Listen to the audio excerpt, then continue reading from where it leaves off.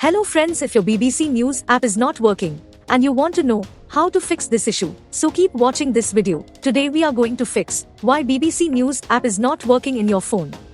So let's get started. There may be several reasons behind this issue.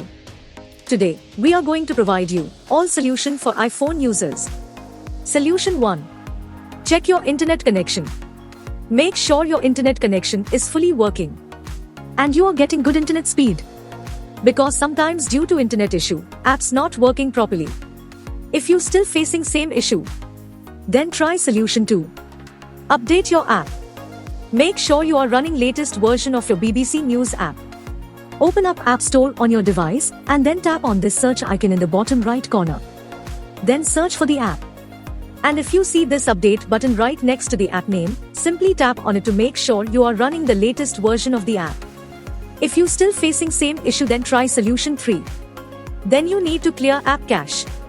For this, go to your device settings and then scroll down to find general and tap on it. Then tap on iPhone storage. From here, search for the app and then tap on it. Once you're on this screen, you need to tap on offload app. Tap again to confirm. It'll take a bit for processing and then a reinstall button will show up. Simply tap on it to reinstall the app. This should fix the issue. If you still facing same issue, then try solution 4. Now you need to completely reinstall the app. Follow the on-screen instructions to navigate all the way to the app page. Once you're on this screen, tap on delete app to uninstall the app from your device. Once uninstalled, open up App Store and then search for the app here.